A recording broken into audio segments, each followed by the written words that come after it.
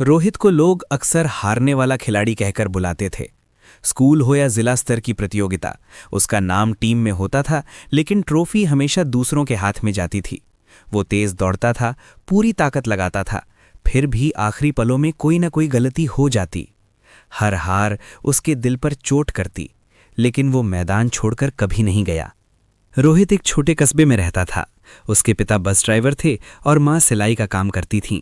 घर की हालत साधारण थी, लेकिन सपने बड़े थे। रोहित का सपना था राज्य स्तर का खिलाड़ी बनना। उसके कमरे की दीवार पर एक पोस्टर लगा था जिस पर लिखा था, हार मत मानो। वो रोज उसे देखता और खुद से वादा करता कि एक दिन वही पोस्टर उसकी पहचान बनेगा। पहली बड़ी हार उसे 9वीं कक्षा में मिली। इंटर स्कूल टूर्नामेंट का फाइनल था।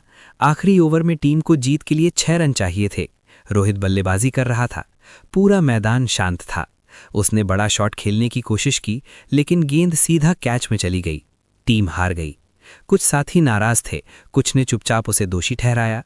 उस रात रोहित देर तक सो नहीं पाया। इसके बाद हार का सिलसिला चल पड़ा। जिला ट्रायल में चयन नहीं हुआ, फिर स्टेट क्वालिफायर में भी असफलता मिली।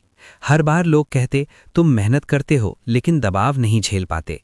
ये बात उसे अंदर तक चुभती थी। कई बार उसने सोचा, शायद खेल मेरे लिए नहीं है, लेकिन अगली सुबह वो फिर मैदान में होता। उसके कोच वर्मा सर रोहित को ध्यान से देखते थे। एक दिन अभ्यास के बाद उन्होंने उसे रोका और कहा, तुम्हारी समस्या खेल में नहीं, सोच में है। तुम जीत से ज्यादा हार से डरते हो। ये बात रोहित के लिए आईने जैसी थी। उसने पहली बार अपनी कमजोरी को साफ देखा। वर्मा सर ने उसे नया तरीका सिखाया।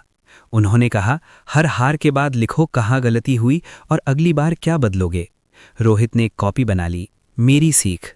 हर मैच के बाद वो उसमें लिखता, गलत शॉट, जल्दबाजी, ध्यान भटकना। धीरे धीरे उसे समझ आने लगा कि हार उसका दुश्मन नहीं, शिक्षक है। ट्रेनिंग भी बदल गई। अब वो सिर्फ घंटों अभ्यास नहीं करता था, बल्कि मानसिक मजबूती पर भी काम करता था। दबाव में खेलना सीखने के लिए कोच जानबूझकर मुश्किल हालात बनाते। कभी कम समय में ज्यादा रन, कभी तेज गेंदबाजी का सामना। शुरुआत में रोहित फिर चुका, लेकिन अब वो टूटता नहीं था। वो रुकता, सांस लेता और आगे बढ़ता। 12वीं कक्षा में आखिरी बार स्कूल का राज्य स्तरीय टूर्नामेंट आया। ये रोहित का अंतिम मौका था। अगर इस बार भी असफल होता तो आगे बढ़ने का रास्ता मुश्किल हो जाता। टीम फाइनल में पहुंची। मुकाबला कड़ा था। एक बार फिर वही स्थिति। आखिरी ओवर, जीत के लिए 5 रन चाहिए थे और क्रीज पर रोहित।